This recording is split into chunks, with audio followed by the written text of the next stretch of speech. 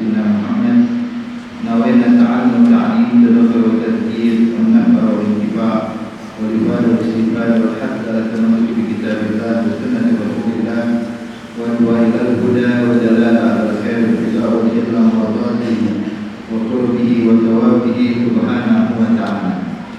Alhamdulillah, kita bersyukur kehadirat Allah Subhanahu wa taala. Pada kesempatan di malam hari ini kembali kita diperjumpakan oleh Allah Subhanahu wa taala untuk bersama-sama mengkaji daripada hadis-hadisnya Nabi besar Muhammad sallallahu alaihi wasallam. Sampai kita pada hadis yang keempat, yang mana Nabi Muhammad sallallahu alaihi wasallam bersabda, "Ahabbul bilad ila Allah masajiduha wa abghadul bilad ila Allah aswaquha." Rawahu Muslim. Di sini Nabi Muhammad sallallahu alaihi wasallam bersabda, "Ahabbul bilad," yakni ahabbul bilad artinya adalah tempat yang paling afdal di muka bumi. Tempat yang paling dicintai oleh Allah di muka bumi ini adalah masjid-masjid. Makanya di sini hadirin yang dimuliakan Allah Subhanahu wa taala, ketika kita dikumpulkan oleh Allah Subhanahu wa taala di dalam rumahnya, di dalam masjidnya, ini tanda kalau kita menjadi orang-orang yang dipilih oleh Allah Subhanahu wa taala. Sebab Allah Subhanahu wa taala memberikan taufik hidayah kepada sebagian hamba-hambanya. Dan perlu kita pahami Bapak Ibu sekalian, bahwa taufik adalah perkara yang sangat mahal yang tidak diberikan kepada semua makhluk. Allah hanya mengkhususkan sebahagian dari hamba-hambanya. Makanya lihat hadirin hadirat yang dimuliakan Allah Subhanahu wa taala, pada saat-saat seperti ini ada orang yang mengingat Allah, tapi banyak juga orang yang dalam keadaan lalai dari Allah. Bukan dikarenakan mereka sakit, bukan dikarenakan mereka sibuk, sama seperti kita, tapi subhanallah Allah khususkan sebagian hambanya dan sebahagian lagi tidak diberikan anugerah dan tidak diberikan taufik oleh Allah Subhanahu wa taala.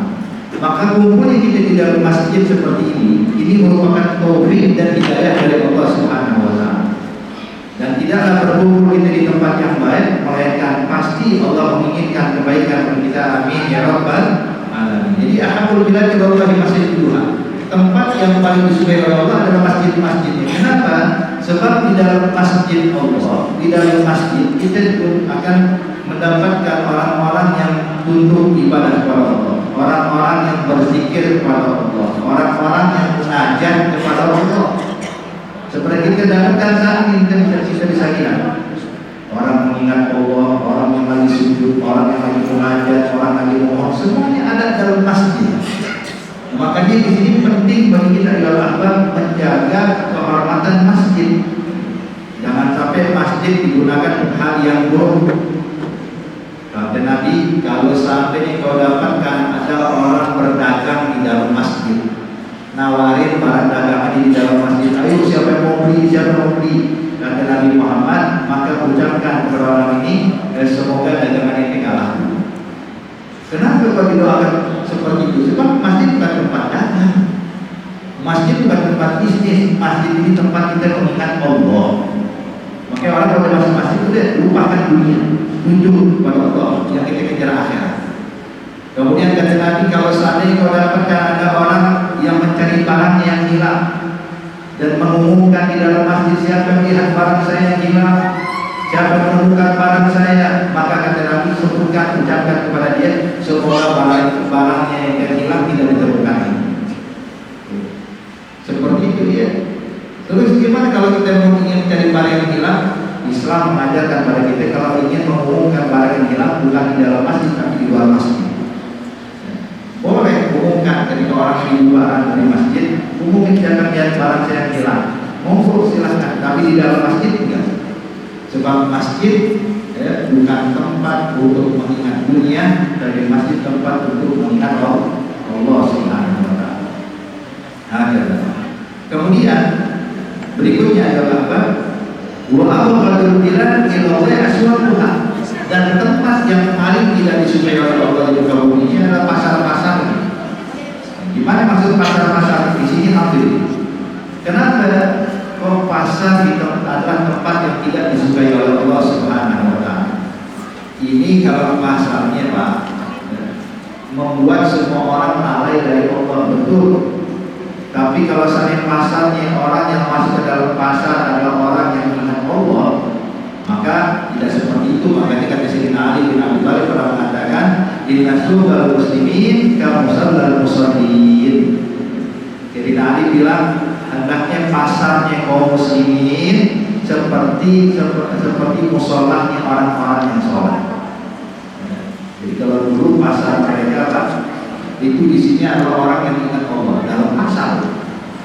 Bahkan sampai saat ini kita dapatkan di beberapa tempat itu para pedagang ketika tidak ada pembeli yang datang untuk membeli barang mereka, didapatkan tuh pedagang ambil Quran, baca Quran, sibuk dengan Quran. Kenapa? Karena tidak ada pembeli, tidak ada konsumen, sibuk dengan Quran. Ada yang sibuk dengan zikir, ada yang sibuk dengan ta'lim. Makanya benar ucapan Sayyidina Ali bin Abi Thalib bahwasanya pasar kaum muslimin hendaknya harus seperti mushola, mirip mushola. Isinya orang yang ingat Allah, orang yang zikir kepada Allah. Dan bahkan pula hadirin hadirat yang memuliakan Allah Subhanahu wa taala, kita dapatkan dahulu para sahabat juga berdagang. Jadi bukan berarti orang kalau dalam pasar semuanya buruk, tidak. Yang buruk ya orang-orang yang lalai. Yang buruk ya orang-orang yang melakukan hal yang diharapkan Allah. Tapi buat orang yang ingat Allah tidak buruk. Memang secara umum iya pasar itu kenapa terbentuk oleh Allah? Secara umum dikarenakan pasar itu tentang orang bermuamalah riba. Banyak orang yang melakukan penipuan. Makanya Allah nyatakan dalam Al-Quran, wailul mutaffifin alladzina yashtaruna 'alan nasi yastawfun, itu buat orang yang dagang, yang kalau menimbang barang itu diperankan barang dagangannya sehingga menipu daripada pembeli. Zaman sekarang banyak ya begini ya. Kita beli di pasar 1 kilo, pulang rumah pas ditimang kurang dari 1 kilo. Ini termasuk tasbih yang Allah nyatakan dalam Al-Quran, wailul mutaffifin. Dikarenakan banyaknya muamalah, pelaksanaan muamalah yang kurang baik ini di dalam pasar, maka itulah yang menyebabkan pasar menjadi tempat yang tidak disukai. Namun kalau kita gunakan berzikir pada Allah tidak buruk. Makanya dulu Nabi Muhammad SAW berdagang. Sahabat-sahabat tadi Sayyidina Abdurrahman bin Auf berdagang, Sayyidina Utsman bin Affan berdagang. Banyak pembesar-pembesar sahabat berdagang. Bahkan pada saat ini ada Imam Junaid. Imam Junaid saya tahu Pak. Beliau itu adalah orang soleh tapi punya kios di pasar. Dia dagang, apa yang didagangkan? Yang didagangkan itu seperti kayak oleh-olehan ini, kayak kacang-kacang atau semacamnya. Ini dagangan Imam Junaid itu tahu. Cuma perlu kita pahami, itu Imam Junaid kalau pagi hari Pak masuk ke dalam kios, sebelum dia jajakan barang dagangan, diturunkan dulu sitar, diturunkan bukan penutup, dia sholat di dalam kios. Berapa rakaat? Bukan 2 rakaat sholat. Dia sholat di dalam kios itu sebanyak 200 rakaat. Habis sholat berdoa baru nawarin barang dagangannya. Kalau kita zaman sekarang jangankan di kios, di masjid nggak ada orang sholat 200 rakaat ya. Di musola nggak ada orang sholat, tapi mereka benar-benar pasar itu menjadi tempat untuk mengingat Allah. Sampai Nabi Muhammad SAW ajarin kepada kita namanya zikrus su, zikir yang dibaca ketika kita berada di dalam pasar. Apa zikirnya? La ilaha illallah wahdahu la syarika lah, lahul mulku wa lahul hamdu yuhyi wa yumiit wa huwa hayyun la yamut biyadihil khair wa huwa ala kulli syai'in qadir. Itu Nabi menyatakan barang siapa yang masuk ke dalam pasar kemudian dia baca zikir ini yang tadi baru saja kita baca, maka setiap kali dia baca, Allah Subhanahu wa taala akan angkat derajat dia alfi derajat. Apa itu alfi derajat? Alfi artinya adalah 1 juta derajat. Dan Allah hapuskan alfi sayyi'ah. Allah hapuskan 1 juta daripada dosa. Dan Allah berikan untuk dia 1 juta pahala. Sampai banyak tuh banyak. Makanya buat rekan-rekan yang bekerja di sini, juga para pengunjung ke tempat ini, alangkah langkah baik itu diisi dengan zikir kayak begini.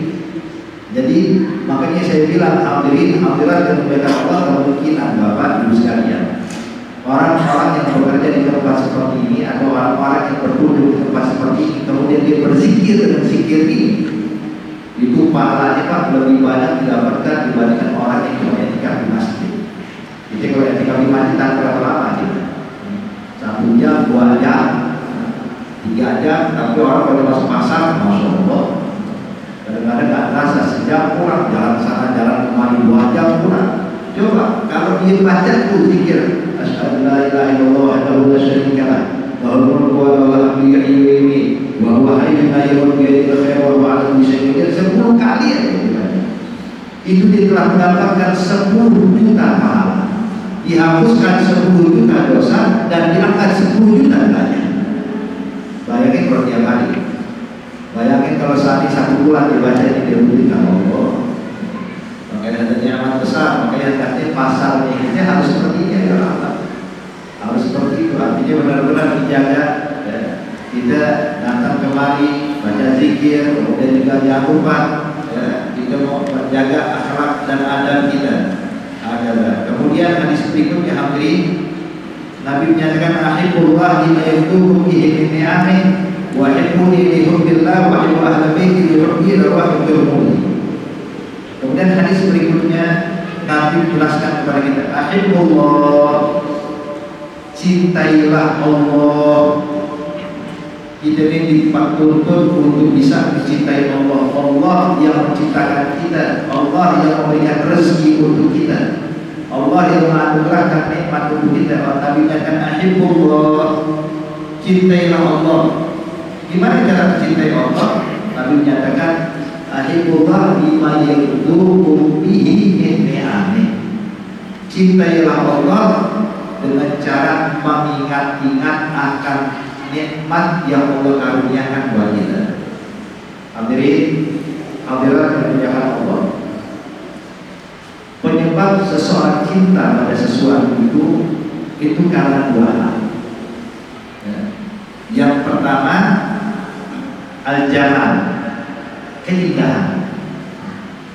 Kalau sampai melihat pasangannya karena ketampanannya atau kecantikannya, atau melihat pemandangan karena keindahan pemandangannya. Banyak orang bilang saya ini jatuh cinta dengan daerah sana. Kenapa? Pemandangannya indah. Walaupun saya kembali ke Jakarta, terbayang tuh pemandangannya begitu indah yang menakjubkan. Artinya sesuatu yang mendatangkan mahabbah itu al-jamal, keindahan. Yang kedua an-nawal, pemberian. Seseorang kadang-kadang jatuh cinta pada orang lain karena orang tersebut baik sama kita. Coba bayangin hadirin hadirat yang dimuliakan Allah, kalau kita punya tetangga yang baiknya bukan main sama kita, yang hari datang ke rumah nganterin makanan, kemudian bilang sama kita, Pak, anak bapak nanti biaya sekolah biar saya tanggung, bapak gak usah pusing, saya bantu tuh kebutuhan bapak, saya bantu tuh biaya sekolah anak bapak. Maka dalam hati kita hadirin akan timbul rasa mahabbah, rasa cinta kepada orang yang baik. Sebab memang cinta itu datang karena 2 hal tadi, iman jamal, keindahan, wa iman nawal, memberikan. Nah kita hadirin hadirat yang dimuliakan Allah, pemberian yang Allah berikan kepada kita itu banyak dari Allah. Sampai Allah Subhanahu wa taala nyatakan dalam Al-Qur'an, wa in ta'uddu ni'matallahi la tuhsuha. Kalau kalian ingin berusaha menghitung nikmat Allah, maka kalian tidak bakal mampu. Kita tidak bakal mampu menghitung nikmat Allah. Kalau musibah, problem, masalah bisa kita hitung. Kadang orang datang, Pak, Ustaz, Habib doain. Kenapa? Saya udah 3 hari sakit. Berapa hari sakit? 3 hari. Masya Allah. Sembuhnya berapa lama? Sembuhnya lama, setahun, 2 tahun. Sakitnya baru 3 hari. Cuma masalahnya kadang-kadang nih Bapak Ibu sekalian, kita ini yang kita ingat bukan nikmat. Yang kita ingat tuh masalah, yang kita ingat tuh problem, yang kita ingat tuh musibah. Hingga kalau kita ingat musibah, problem, masalah, kita Kalau yang kita ingat nikmat, kita bakal lupakan masalah. Kalau kita ingatnya nikmat, kita akan lupa problem. Makanya hadirin hadirat yang dimuliakan Allah, pernah ada satu kejadian. Ada satu orang, dia ini orang tua yang buta badan, lumpuh badan, tidak ada yang ngurus, duduk di pinggir jalan, nggak punya rumah, nggak ada tempat bernaung, cuma duduk di pinggir jalan. Tapi dulu nggak pernah berhenti mengucapkan alhamdulillah, alhamdulillah, alhamdulillah, alhamdulillah. Sampai orang yang lewat menganggap ada menjenuh, ini orang gila. Apa yang mau disyukuri nikmatnya, tidak ada nikmatnya, musibah semuanya. Seorang ini sudah tua, ada yang ngurus, matanya buta, lumpuh badannya, tidak ada orang peduli, tapi ucapin alhamdulillah. Sampai orang-orang anggap sudah menjenuh orang gila di kampung kita. Tapi yang kebetulan ada satu orang soleh anggap bukan orang gila. Orang gila nggak mungkin bisa mau malah bos dengan penuh apa namanya, dengan merasakan nikmat yang luar biasa. Disampaikan sama orang soleh, duduk di sampingnya, ditanya, ya pulang, apa yang kau syukuri?